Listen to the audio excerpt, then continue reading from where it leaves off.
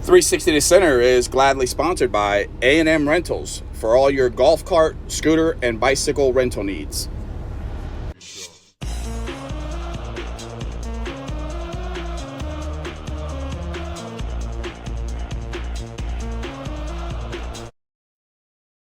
Hello, and welcome to another episode of 360 to Center, where we talk about everything Conch Baseball. I'm Crush, my co-host Ralphie Henriquez. Ralphie, how you doing today, buddy? Crush, what's going on, brother? Where we at in the country before we start the show?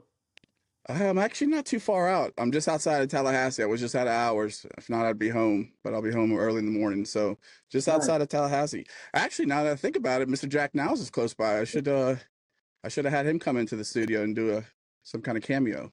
He's at a second home. There you go. Well, you see, we have three special guests with us today, Ralphie. 1991, two guys from 1981 and one guy from 1992. We got Jason Garcia, Billy Wardlow, and Peter Fraga. Guys, how you doing? Doing well. Thanks for having us. And thank you thank all you guys for being on. Ralphie, we actually have our first international tuned in guest, and that's Billy Wardlow from Dominican Republic. Live from the island, yes, sir. Thank you for having me. Live. He's in. I think he's at Pedro's place. I'm not sure, but might be one of the Martinez place. Ralphie, you got anything to start off with? Let's go ahead and rock it off. I figured we'd start with Pete. I figured we start with him because obviously his dad Pedro was longtime head coach. I think 17 or 15 years total he coached at Key West High School. State in 84. I guess my first question as we dive into you guys, growing up as a kid, when your dad first took over, I believe he took over in 74, 75, if I'm not mistaken. What was that like as a kid? Obviously, I kind of did the same thing growing up as a kid with your dad as a coach. What was that like back then? Yeah, we and you have a lot of similarities when it comes to that, since we both grew up at the field. Rex Sweets was like my second house, second yard. Spent a lot of time at that field, but I was, when my dad started, I was only 2 years old, so my recollection is still there. Like Louis Pazzo would tell me, I was always at the park, even as a 2-year-old, running around and stuff like that. So I got to know those guys just by being at the field all the time. And those guys, a lot of those guys, Angel Betancourt, a lot of those guys, I still, like, when they see me, it's just like I was there, like as a teammate with them, because I was at the field. And growing up, as I got older, I was at the field more and more. But I think I made my debut in the 1977 yearbook in a picture with the baseball team. So my debut. But it was, the red and gray uniform was the first uniform that I ever wanted to wear or put on. Just like most kids, I talked to Tony about it, and I'll talk to a lot of those guys. Growing up in Key West, that's before you want to be like a big league or whatever, you want to wear that red and gray uniform. So that's kind of like, that's one of the biggest deals. It was a big deal, to wear that uniform, to see them wear it. Oh, I want that uniform. And that's kind of how we did it when we grew up. We wanted to be at the field for cup ball games and then be a member of the team. So it was amazing to me. Do you remember the state championship in 1984? Oh yeah, I was in 5th grade, and I was like, you're in 5th grade, so I was playing ball, so I was always there practicing with them, and it was a heck of a run, because that was really the first time that we had playoff games like in Key West. So it was a big deal. We had people sitting in the football bleachers, which was, we had a lot of people come to our home games as it was, but that was to feel that atmosphere for playoff, which we all were there and part of it. That was the first time. And then Joey Wardlow, I think he led off 2 games with home runs in center field bleachers.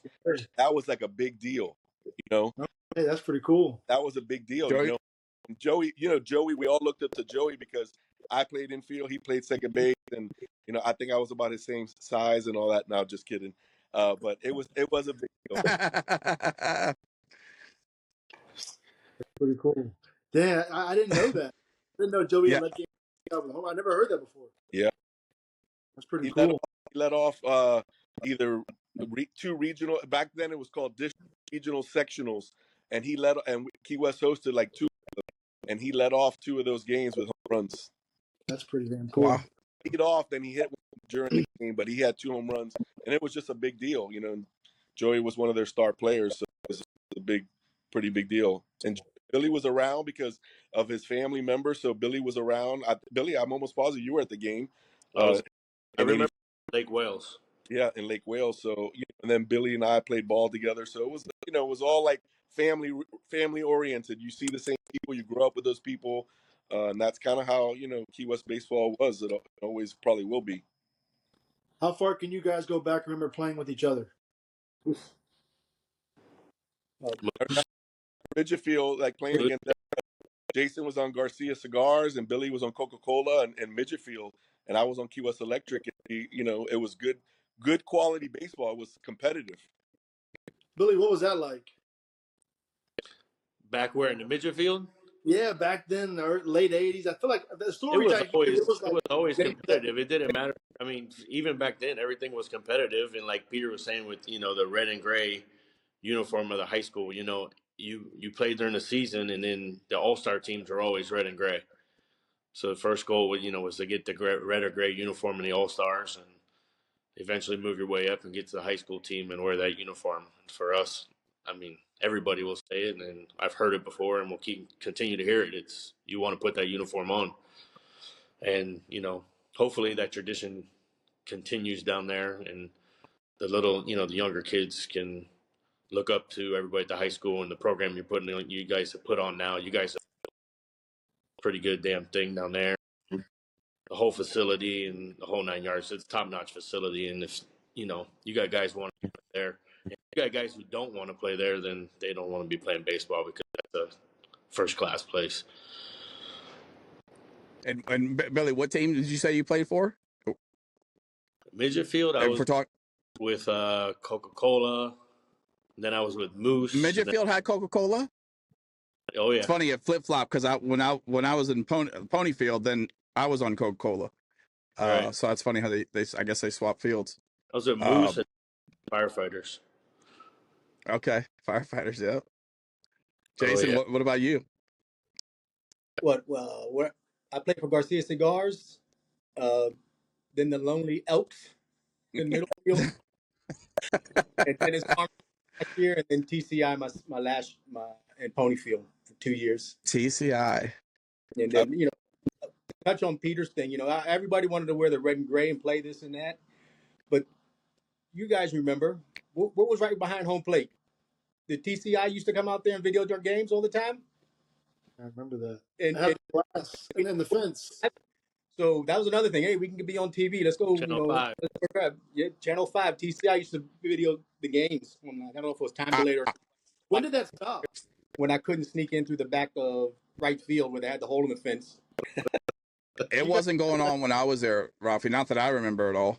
No, it stopped probably in the 80s sometime. Really? Late 80s. Yeah. I remember it had the plexiglass, big plexiglass on the right side. Mm-hmm. Left side. Now, Ralphie, one of the biggest differences now with the Little Leagues, I don't know this, and you can answer it, but they don't have the sirens anymore when you hit home runs, right?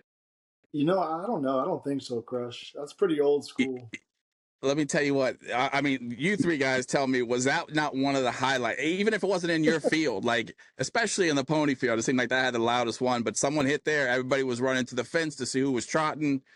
I mean, it was a big deal. Real big deal. And then you go to the Big Dipper and get an ice cream after you hit a home run in middle field. It's different next to Winn-Dixie and Searstown.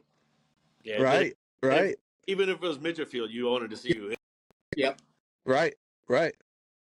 No doubt. That's they'll have their own siren, and you always, I mean, you could be driving by, and back then, I used to go to the games just to watch other people play. So it wasn't, you just didn't go out there to play your game. You were out there watching or playing, cut ball or whatever, but you were out there watching games, and it was a big deal to see who hit the home runs or who was playing. Right. And then, so Jason and Peter, you guys obviously were on 91.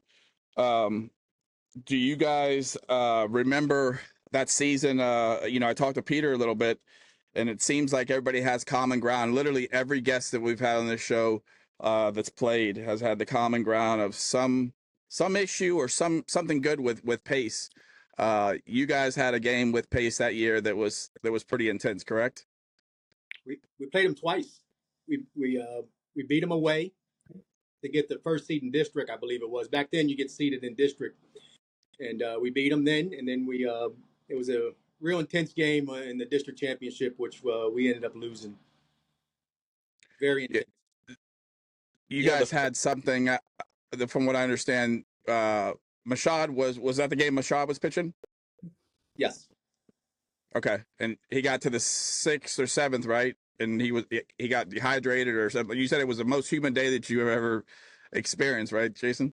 For me catching, all the way, even in college, that was probably the humidest day that I ever been catching. I was dead tired after that. I can tell you that. And I think Moose went 5 1/3 or 5 2/3, I think it was, and he left with the lead. Yeah, with the lead. Good, huh? We 10 run them during the at their place. And we were in their locker room banging on their lockers and hooping and hollering because it was a big deal. They were ranked in the state, and we weren't at the time. I don't know if we had beaten Westminster Christian already at that point, but Pace was a big deal. Pace, the name is always infamous for being our rival, but they were a true rival back then because we had to go through them in the playoffs. So to beat them by 10 runs, and the year before, we did not beat them in 90, so it was a big deal. And it was a good game. No one got thrown out or anything like that, right? Nobody got ejected from the game or anything like that.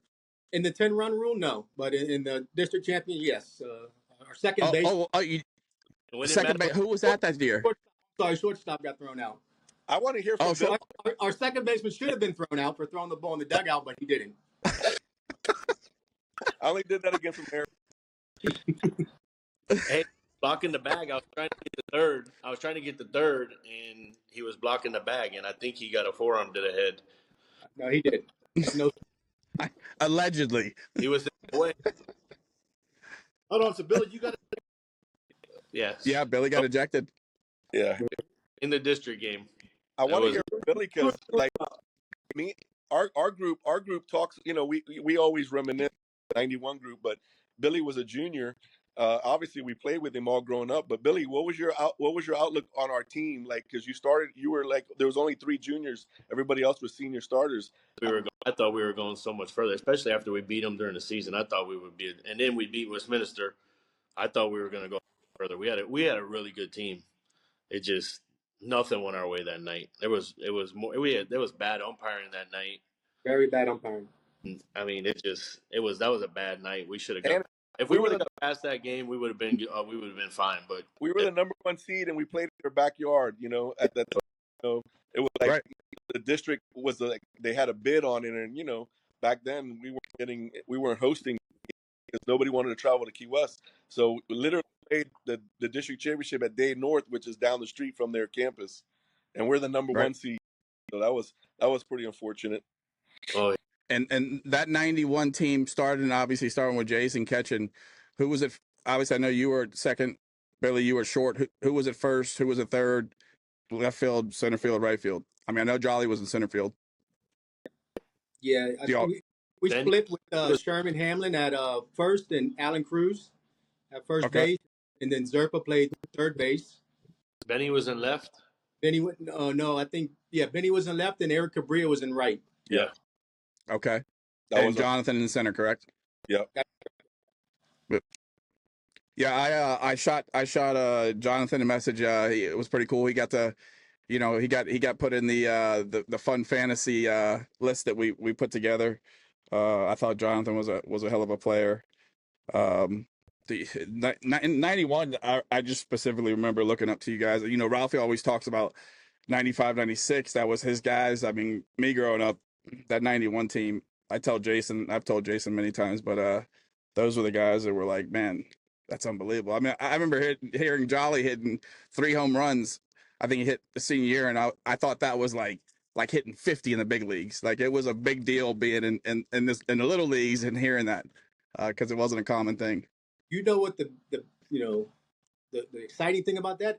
All his home runs went to right center in that big Right center? that big gap back out there. Hell yeah, that's a bomb. You used to hit all three, and believe it or not, we had 3 switch hitters at the time on that team, and we were overconfident and cocky, but we were good. So that pace game was a fluke. I don't think it should have ever happened.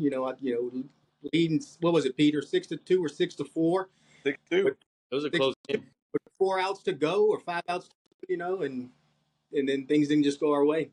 That year we were one pitcher from really making a run. Yeah.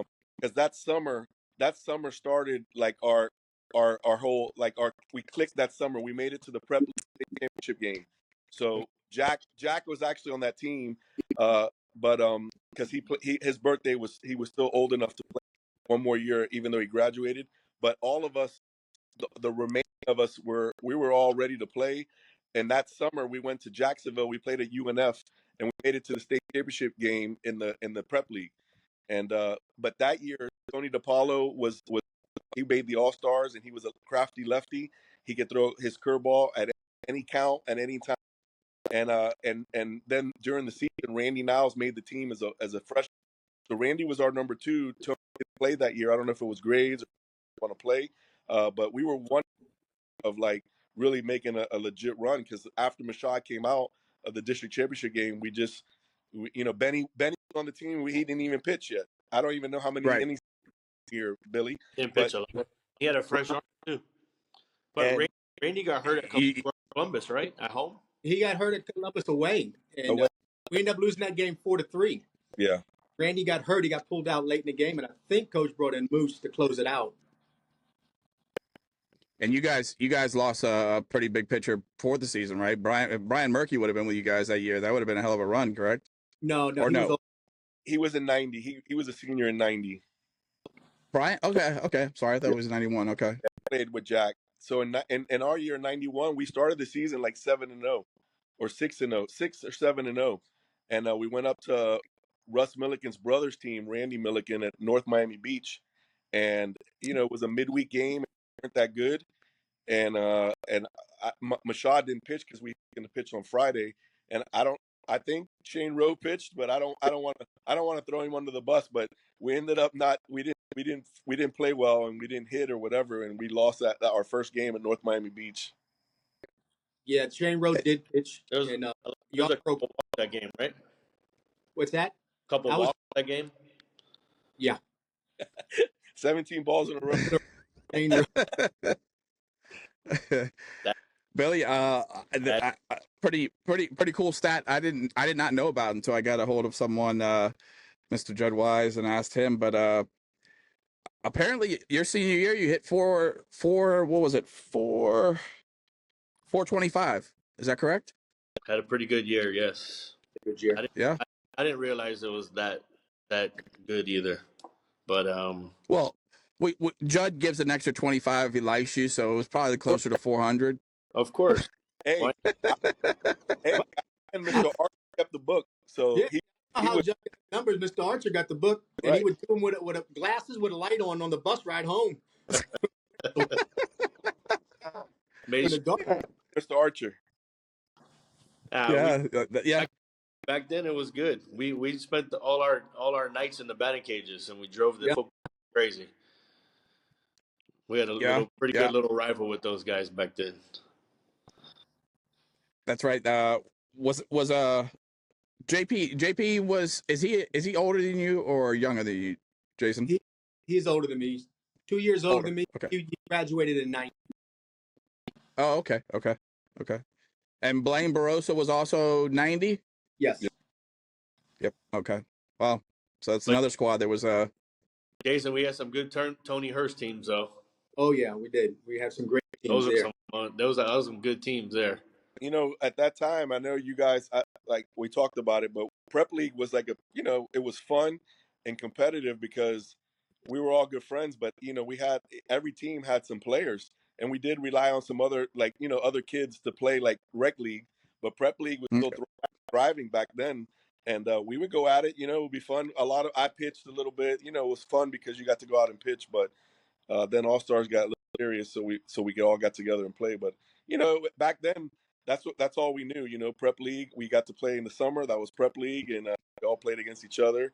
But that prepped us for the high school season because back then, like Jason played football, and we did do fall baseball, but it wasn't as intense as you guys took it to the next level when Tony started playing with Coach Ralph, and then and then what you guys do now, little Ralphie, you guys are really put those guys in position. So, I was able to coach there and help out a little bit in the winter. So I've got to see it. And, I think that's what separates Key West baseball from a lot of other programs is that the boys are playing together but not only that, but they're putting in the time, away from West. Everybody's got a hitting coach. Everybody's got a pitching coach. They don't really see each other because, everybody's scattered. Like my son's played in Tampa and everybody, you try to do there's fall ball, but after the game, after practice, we were in the cage hitting extra. That went on till we had control of the lights. So we pop the lights open, we would be there hitting until your hands hurt or you just got tired, and that's how we did it. You want a good stat? You want to hear a good stat, Tony? Yes. So about prep league and the pony field, Billy and I won the state tournament in 1988. Okay. All right. 4 straight years we were in the finals for prep, the senior league all stars. Every single year we were in the finals. If not, we won it. That's Yep. was one of those years where y'all played in Perrine or something? We used to play Perrine, just with the Alicante, and they would play 2 down here, and then we'll go up there and play 2 just before the tournament, just to get like a little refresh before we go away to states.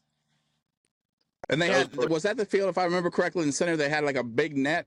So I don't know if you guys remember that. It's crazy that I remember that, but I remember the field you guys played on. It was either you or Yarborough was after you, but I think it was you that hit a bomb into those houses, and I just remember hearing about that. I remember being in Perrine and hearing about that. They had a net, big net, if I remember, from like left center to left field. Okay. And then they had like condominiums or houses right behind it. Right. Yeah, Ralphie, you never got to experience anything prep league, right? Obviously. I mean, by the time when I was in high school, it never really existed. Honestly, it kind of slowed down. Right. Valdez always did. He always took a team somewhere like either Indiana, Puerto Rico. I think Disney a couple times. But by what you guys are talking about, we never had. Yeah. Oh, it was. I mean, Tony, did you play prep league 1 year? Didn't you? Did I play prep league? Yeah. Yeah, when you were like a freshman, I was a senior, I believe. I played because I was done with Ponyfield, but I wasn't in high school yet, so I had to play the in between. I was playing with, I think Doug Holmes and those guys were. I mean, Aaron Johnson, he was allegedly only 17, but people said he could actually buy beer for the team. Hey, speaking of leagues, we've mentioned all of them. Let me mention one other one that you two I know didn't play in, but all of Peter and Jason, myself, probably made a brief appearance. Y'all remember Tomato League? Tomato League? Yeah, that was on Sundays. Yeah, 8:00 in the morning. Yes, Robbie, have you ever heard about that? Lazaro were out there all the time. Yeah, that was nowhere near. From the age of 11. No. I know, but I'm saying if you ever have heard of it, I mean, it was literally Sunday morning, 8 a.m. The guys would just show up. It was I don't think it was like as structured as prep league. It was just guys show up. Whoever shows up plays. The only Lazaro Zerpa at the field starting on the mound, and he was throwing the first 3 or 4 innings. Wickers was the home field. The old Wickers field. No way. That's pretty cool.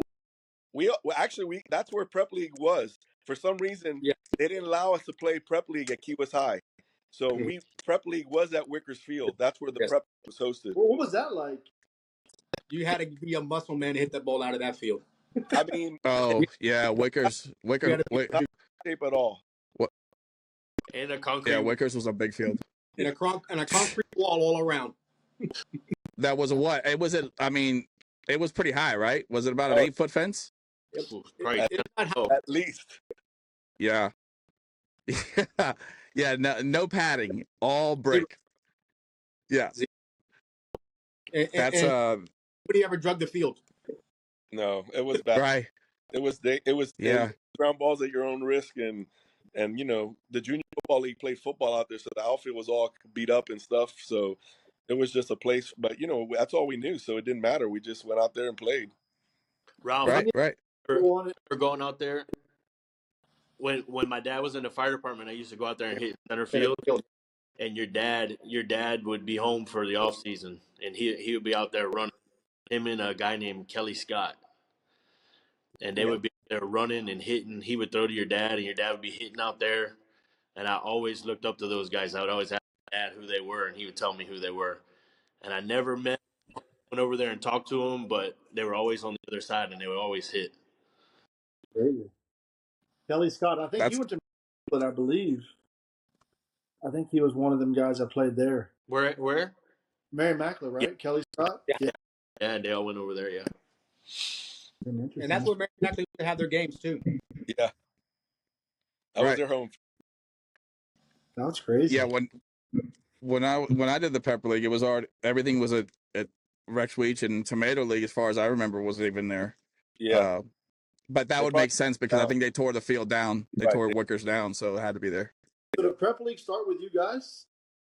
No, Prep League, like your dad, the Prep League was all in the 60s. I think it started back then. Yeah, the 60s, and then the 70s. My dad, you know, coached it in the you know, he coached it forever. Like they won multiple state championships in the Prep League. You know, Key West never hosted, so they were always on the road. You know, pick all stars and then hit the road and go represent Key West. I think we hosted my senior year they hosted it. Oh, your senior year? Yep. Somebody might have got kicked out that game too. Yeah. Comment. You're not the only one, all right? I got kicked. That's the game got thrown out of the game too. Sliding into home plate. In Key West? This makes me feel good because I feel like you know, Crush got the persona of being a bad kid. Never got thrown out of a game, at least not a high school game. Actually, I don't know if I ever been thrown out of a game. Honestly, kind of a fun fact, Ralphie. Take that note.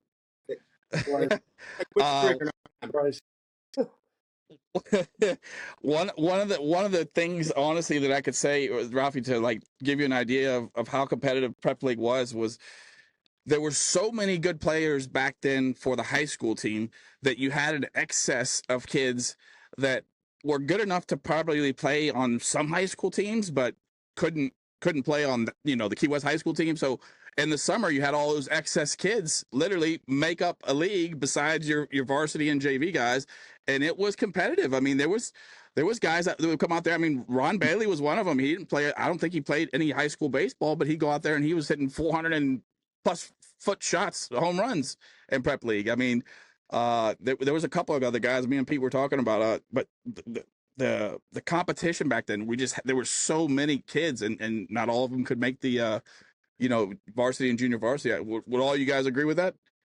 100%. Yeah, every year they always had two cuts. They had to make a cut, before the final cut. So, there was always tryouts, and guys would try out and not make the team, And I know, like, when I was coaching there at the end, there wasn't many guys coming out that people already knew, like, who would, because we did fall ball and we were doing it, and people were just not coming out because nobody wanted to get cut and stuff. But, back in the 80s and the 90s, there was multiple cuts because there would be so many guys coming out for tryouts. Yeah. There was no lacrosse, no soccer, and all that when we were So, yeah, that's true. It was really just baseball, football. I mean, in the the Police Athletic League basketball, but that was it, and that was during school time, so it didn't affect baseball. Yeah, that's pretty wild. I don't know. I don't know if you're going to talk about it, but Jason, I wanted to ask you. Obviously, after high school, I think you went and played a little bit of college, Yeah. You were away for a year or two.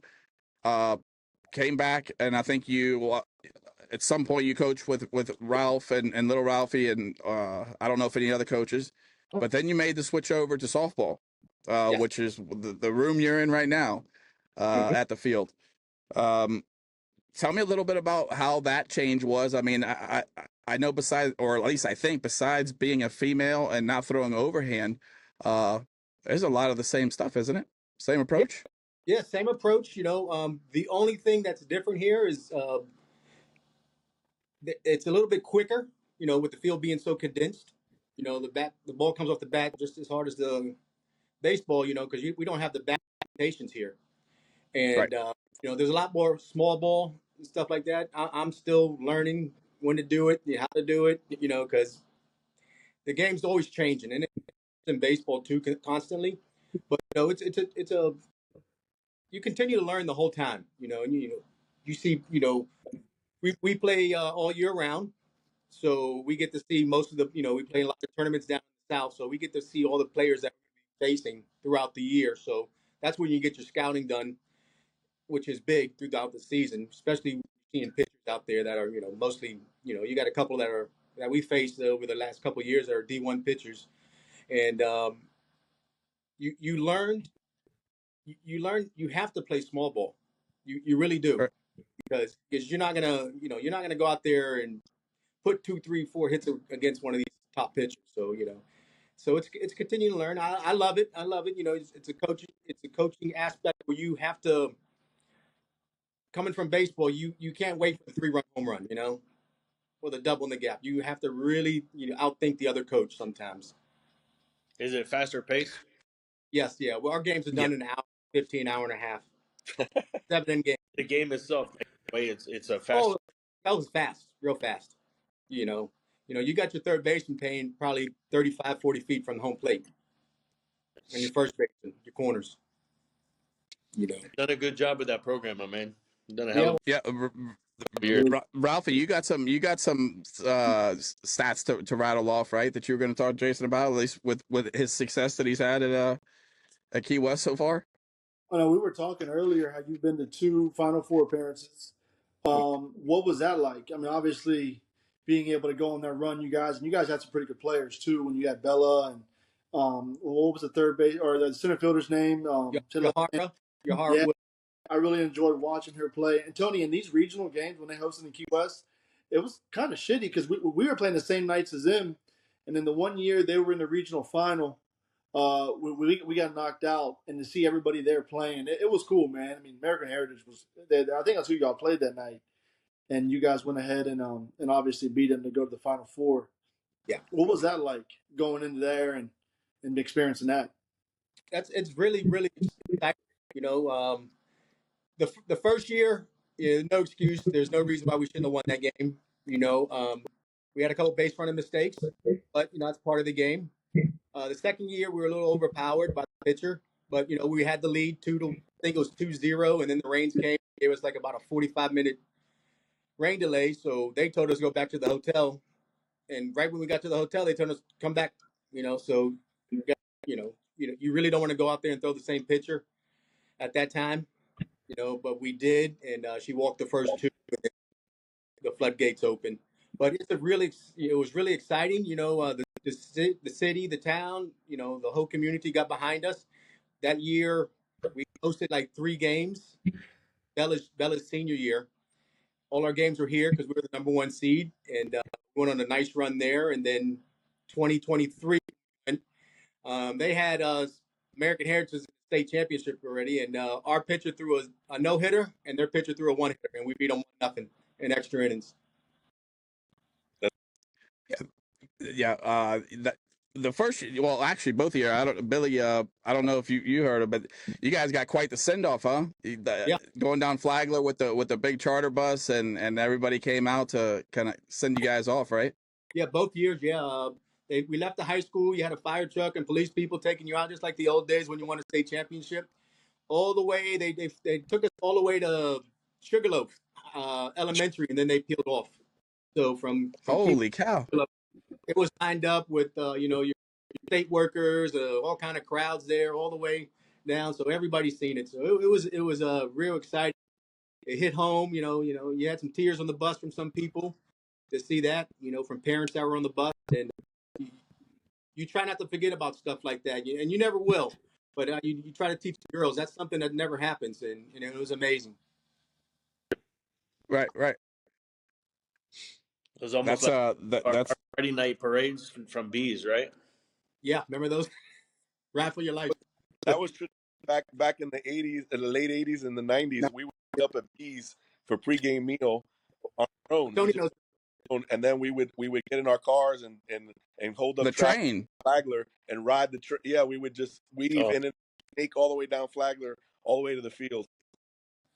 Oh yeah, I've yeah. Robbie's heard this a few too many times, but I've had to run many bleachers because of a couple of those trains.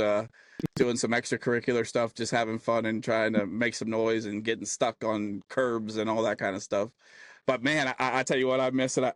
That was good stuff. I can only imagine. I didn't realize. I kind of realized you guys did it, but I didn't know about it back then. But yeah, the train. We used to meet at Pizza Hut and go from there. But I do, now that y'all said Bees, I do remember that there would be a crowd there and all the mayhem would start there. Yeah, for sure. I mean, that was something that was tradition, and we just everybody we passed it on and we just kept it going. Billy, I got a question, or it was I guess a special request.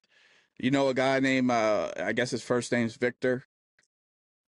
Slick. Last name maybe Gallardo or something like that. Yep. You ever heard that name? A couple times. he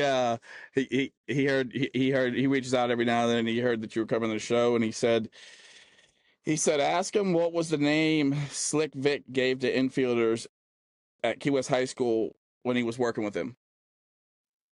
Did he tell you that that the police were looking for a gang at that time? He actually did tell me that story, and that's hilarious. They even printed it out. My senior year, we all had black gloves, and it came with the name Black Widow, and that's what we rolled with. And somehow it started getting out in the community that the Black Widows, and the police actually thought that there was a gang in town called the Black Widows. No way! I never heard that. Yeah. Yes. Oh yeah. True story. Billy, you're seeing Mario Myra? Mario, myself, Darren Mills, and Jeff Hart. Jeff Hart. Yeah. And yeah. He told Peter I'm sorry, go ahead. Peter and Jason, 91, did we put the tarp up underneath the bleachers in 91? No. Y'all did that too? We got in trouble? Yeah. What'd y'all do? We well, I would like to say we were the creators of the hitter's eye at Tommy Roberts Memorial. Oh, for sure, you guys. We painted the black. We painted the faces of the bleachers black, but we also got the black tarp that we used to have. The windscreen. We used to put it on. I think it was the tarp that it was by the cages, and we used to put water on it, slide on it, and stuff. Yeah. We took it and we hung it up from the bleachers, and we nailed it to the locker room, the football locker room. And then every time it rained, the football team was wondering why they had leaks. I think because we nailed the tarp into the roof. The sun used to come through the bleachers, and it was terrible. Because we used to play double hitters on Saturday sometimes, and catch and hit with that thing. That Sunday it was difficult, very very difficult. So we invented, I don't know if you call it an invention, but we put tape over the catcher's mask like here. Mm-hmm. That shit in eye black didn't work. Sorry. That stuff didn't work. Yeah. I put the throat before they had throat guards. Well, yeah. Speaking of black tar or whatever, I hear there was a story about a kid that he got one of those old MacArthur Dairy the buckets that the gallons would come in and he turned it upside down. Yeah. And I guess he put some kind of paint on it or something. And then it ended up the kid's father ended up coming and sitting on it. Is that a true story? Eye black on the crates. Peter, do you know anything about that? We were part of the bucket group. Our junior year, we used to sit in front of the dugout. There was no fence in front of the dugout back then, so we used to sit as much as we could without being in fair territory. We would sit in the buckets and we would just really heckle and talk shit to the third baseman of the other teams, and I don't know who put the eye black on the bucket, but one day Coach Fraga did sit on it. I know my dad sat on it, and it was not. I don't think you hear him cuss very much, but I think he might have slipped up a little bit. What year was that in? Was that in 91? 90. 90. Okay. In 90. Wow. There was a group of us that would sit there, and in between double headers, the umpire would put his his mask in the equipment room right there attached to our dugout. And somebody went in there and put icy hot or I don't know if it was Bengay or a bomb, yeah, and on his mask. And then it wasn't too pleasant for him the second game. Holy cow! Yeah, I feel like our crew was angels compared to you guys.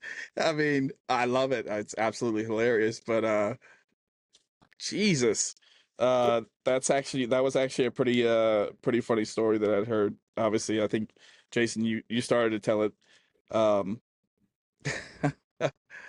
Ralphie is a lot of these things. A lot of these things are a little bit old to Ralphie. I mean, Ralphie, hell, you're in your 30s now, right? 37, turning 38.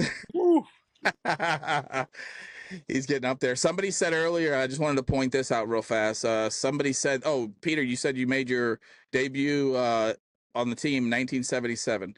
If this makes you feel better, that was the year I was born. So congratulations. Oh, I was already hitting BP with the team in 1977. That's crazy. I always like to ask. I think it's really cool and fascinating. When your guys' era and your dad's a head coach, who were the assistant coaches back then? Who were the guys that volunteered and helped out? So in 91, we had Brooksy was our pitching coach, and really, yeah, he was our pitching coach. Russ Milliken he had been the JV coach for a few years, and then he was getting ready to take over. So there was like a transition in 91. So Coach Milliken he had been on the JV head coach for a few years, and he was our assistant coach. And then that year we had an intern. His name female. Oh, Louis C. Rock was interning, and he was I believe he dressed out as a coach. He pulled full uniform. Full uniform. No way. Oh my God! And no. Do y'all we need pictures of that. Billy, do y'all remember that? Yes. I'm almost positive he was an internship. Like he was doing an intern for school because he was a sports management degree and major, and he came that season. And he would throw. Was he full uniform with the Adidas on? I don't remember him throwing BP. No. He hit fungo. Louis Blanco hit fungos to the, and what the outfielders used to do, they all hold the ball and throw it at him at the same time, and they would get pissed off. And Louis Blanco went down to his back and walked off the field. I don't think he ever came back. You guys had Blanco and C-Rock as coaches? No, I think Blanco come out there every now and then and just to help out, but do what he does. Take BP and hit a couple fungos, and that was it. But really, my dad, Milliken, Bird was there, but Bird had retired. He wasn't coaching, but Bird was there, but he wasn't coaching anymore. Mr. Santana used to come out a couple of days a week too. They were retired. Santana retired. I think his last year, like actually dressing out and coaching, was at 89, and I think him and Bird, that was their last year, and then Milliken started stepping up, because he was about to take over the program, and that was in 1990 that he was on the varsity staff, and Coach Wise he was assistant coach on the JV over I think Billy's freshman year, my sophomore year, our sophomore year. Coach Wise was the head coach on the JV. That's bizarre. And then kind of a funny. I'm sorry. Go ahead, Billy. No, didn't we go 17-0 that year? Yeah, my sophomore year and Billy's freshman year, we were 17-0. Yeah. JV was. JV. Yeah. Damn. And we played. And Judd was your head coach? Dogs, Columbus, Pace. We played all those schools. Westminster. Judd was the head coach. Yep. And we had a guy. So I guess a guy named Wolfbait on the team too. Wolfbait. So we had a player. We had a player had to use the bathroom so bad during the game that all time out, and all you see was him running through the center field fence to go to the bathroom. We were like, "What the heck's going on?" And allegedly, there was no toilet paper. He had to use his sliding shorts. So he came back to the. That was our third baseman. I don't think we ate Taco Vila anymore after that. Stop at Cutler Ridge Mall and eat pregame. The big Taco Vila fan. Wow. Key West has probably some of the most bizarre names. I mean, Jungle Rat, Jesus, there's numerous ones that only in Key West you get that nickname. With Wolfbait, that's fun to be. That was we kept that low pressure. Wow. But what year was it, Jay, that I think Jose Casas was on the team? I don't know if it was our junior year, and they brought Jose up. He was a sophomore, so it would have been a senior year. Yeah. Right, Billy? He was behind you? He was a year behind me, yes. Yeah. So Jose had a nice rat tail. He had groomed that rat tail for years. I mean, he loved that rat tail. I don't think he made it that season. We had a spring break trip at Embassy Suite, and I don't think he made it out of that tournament with the rat tail. He got it custom trimmed. Custom trim. What's funny is I never knew Cassis had. I always knew him to be like tight hair, all perfect. I never knew he had a rat tail. Oh, it was perfect. It was just long. Yeah, it was tight out. He got squared off in the back. He got squared off in the back. Yeah. Oh my God. That is good stuff. Hey, that's what we do, like senior leadership stuff like that back then. Right. Yeah, that's now people I don't know. Whose moped didn't somebody's moped end up on top of the dugout one day?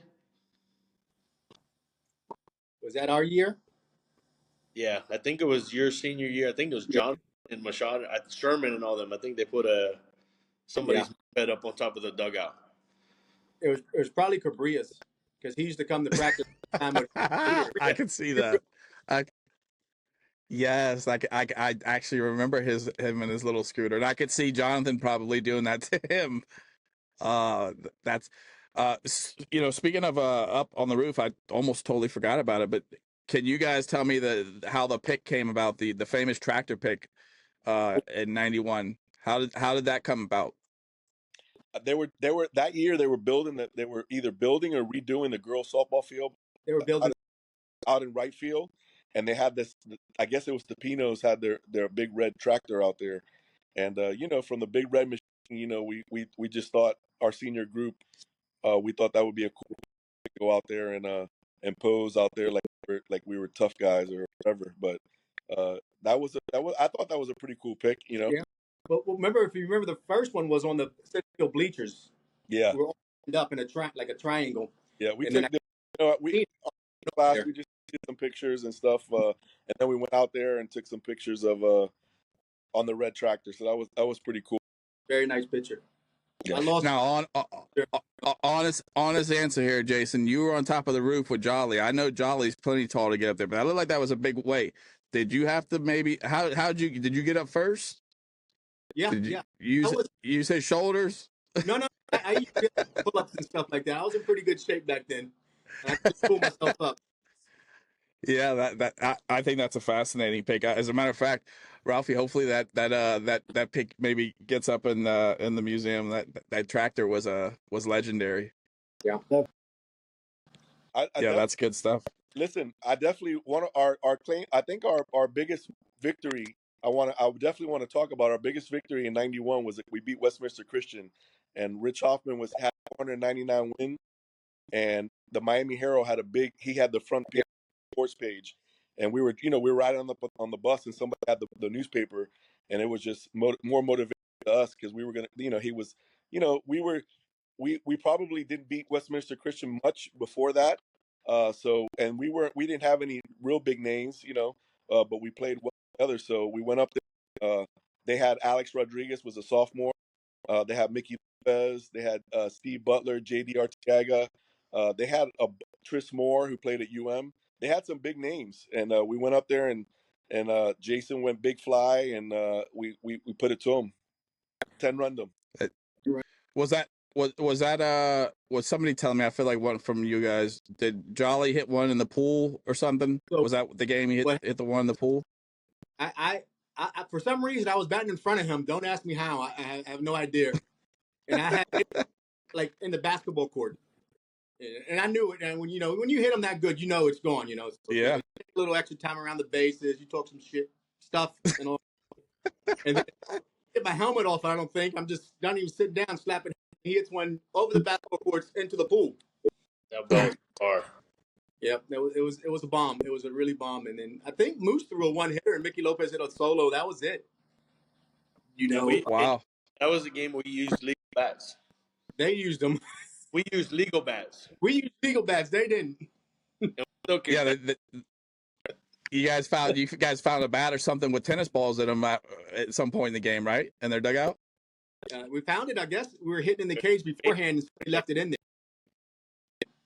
Wow, that's Doug Minkiewicz. If you're watching, now I know where you get that pop from. I'm sure this. I'm almost positive Doug wasn't on that team that year. He came in the next. Oh, okay. Palmetto the first 2 years. Yeah, that's right. When I met Doug and we were talking, he was like, "Yeah." He said there was a big, y'all shocked everybody. He said that's why they brought me in. I can see that being something Doug says. Billy, what do you remember about that game? Anything stands out? I remember Jonathan's home run, and then I remember when Mickey hit his, and I was like, "Shit, they're gonna come back and beat our ass." And we held them. I don't remember much from that game, but I know we beat them, and it was unbelievable. We were going up there, and they were all world that year and this year. They were everybody in the country, and we were just going up there. We were just going up there to play another game. Yeah. What I remember is Moose's splitter was on point that game because he had to have at least 6 or 7 strikes on the split alone. And then the thing I remember, not the home runs and how we beat, what Louis C. Rock did after the game by ripping all the banners down that said Hoffman 500, and he's running around like a damn kid on their field talking trash to these people, and we not even off the field yet. And he had zero intention, and Louis, if you're watching this too, zero intention of clearing house. He was probably relying on you guys to do so. Yeah. Wow. Yeah, that's good old Louis C. Rock. That's good stuff. Well, guys, we're pulling up here on an hour, which I say with every show. There's sometimes, we could probably sit here and talk for hours and hours, and I wouldn't even know it. It's kind of crazy. But unless you guys got any more stories that we missed out on, I'm sure there is stories that we missed out on. But Ralphie, you got anything else? I actually have one more question. It was for Billy. Yep. Obviously, after high school, you went to University of Tampa, and then after that, you found yourself in professional baseball. I was just trying to think just now when you were talking, I'm like, you got to be on year 25, 26, somewhere around there. I remember when you were in Atlanta, my dad was there in 2000 maybe, and I'm thinking back, holy shit, that was 25 years ago. Show you how small of world baseball is. It's it's cool because my second job in pro baseball, I worked for Atlanta, and your dad was there, and it just kind of brought things back full circle. Just Key West and baseball, and having somebody in a professional organization. There's 30 teams, and then you have two guys from Key West right there in the same place working at the same time. Was pretty cool. That was a good summer, and yeah, you were always there, and that was, like I said, my second job. So I'm actually 2 days away from my big anniversary of completed my 25th year with Toronto. So Right. next year I'll be my 26th year with them, but it's my 28th in baseball. I just finished my 27th year in baseball with 25 with Toronto. So it's been cool. It's an honor. I've been, Congrats. and the one thing I would like to say though, if any of the younger guys are watching, and I tell a lot of younger kids this, as you play, unfortunately, the pyramid gets smaller as you get up and get going and get higher up. Some people get pushed out, and you see it along the way. And don't get discouraged that you don't make it as a player. There's many other avenues to go. I mean, and it doesn't have to be in baseball. It can be in any sport. I mean, you became a high school coach. Peter coached and became athletic director. Jason's coaching softball. I'm on the equipment side of things, but there's trainers. Now there's diet. Now there's analytics. Now there's so many other avenues to go. So if you like the game of baseball or like anything to do with sports, I believe Rand, right? Carthon? He's Yep. the Yep. GM of the Titans. So there's many other avenues to go. You don't have to continue to play and make it as a player. If you like the sport, continue in sport. There's many other avenues. And it's very, it's fun. It allows you to do a lot of things. And it's a huge, huge, huge not only accomplishment, but it's a huge community. Sports a huge community, and people know people. People everywhere. It's crazy. I mean, just Peter and I being in Tampa. Tampa, I tell everybody, is a huge Key West because Yeah, it everybody is. knows everybody, and Yep. that's how sport is. It doesn't matter if it's football, softball, baseball. Everybody knows everybody. So just the younger kids, just continue to your path in sports, and in order to get there, you do have to make your grades as well. So maintain the grades and continue doing what you're doing. If there's any message I can leave to those guys, but Right. uh, thank you both for having us. We're gonna wrap this up now or not, but I just want to say thank you for having us. I appreciate it, and if you guys ever do anything like unions or whatever, keep. No, I greatly appreciate all you guys coming on, especially Billy. You're in another country making it happen. I greatly appreciate that. Jason, you're still at the field, making it happen, and Pete, you're relaxing at home, but you're still making it happen. Tony, it's been great, catching up with you and talking to you about, old times. And obviously, I was fortunate to be an assistant coach to Ralph and, was on the staff when little Ralphie was playing. So it's all comes full circle. And then I was able to help out a little bit in Winter League when Ralphie was out there as a coach, and that he helped coach my nephew. So, that's one of the things about Conch Baseball is that it always stays within the family and within the brotherhood that we all have. And I appreciate you guys having me part of that, and I love talking about it. And when you guys have that museum, Ralph, if that I want to donate my frame with all the baseball cards. I would Awesome. I would love to donate that to the museum. I started a collection of collect baseball cards for any ex former baseball players, and little Ralphie's on It's a there. pretty impressive collection. Book Really. Powell, I got Book Powell, Car Taylor, Richie Garcia, Victor Allberry's baseball card, Raymond Revack's baseball card, Oneri Fleta, Joey Wardlow, Radier, Khalil, Greg Velez. So I've posted on Facebook and I've sent you all pictures, but I would love to donate that to the museum. I think that would be pretty cool. Definitely. I know. And don't worry, Billy, Jason, me. We're getting our card in there too. We're going to Boardwalk and Baseball. We're bringing it back, and we're getting our baseball card put in there. So, I think so just to make that card. clear, We all have one of those cards. We have Ralphie. I don't know if you've ever heard. Did you ever hear about Boardwalk and Baseball? Uh-oh. No? Yeah, that used to be the Pink Panther. They used to have who was it? The Royals that played there. Yeah. Royals. I think it was the Royals. spring training. Yeah, So, it was a big amusement park. It surrounded the Royals at the time. But yeah, boardwalk and baseball. It was like a small Disney World kind of, but with baseball. Well, guys, thank you guys tremendously. Ralphie, thank you for doing your thing as we do every week. I really appreciate it. I hope you guys have the remaining of the week good, and everybody that's watching, I want to thank you guys for continuing your support, man. It's heard. You guys getting a hold of me. It's greatly appreciated. I can't express enough how cool it is to see, and when you hear these guys talk, it all kind of makes sense of why so many people are kind of talking about it. So again, guys, thank you guys very much. And I'm going to go ahead and say 360 is out. Thanks, guys. Happy holidays. same guys.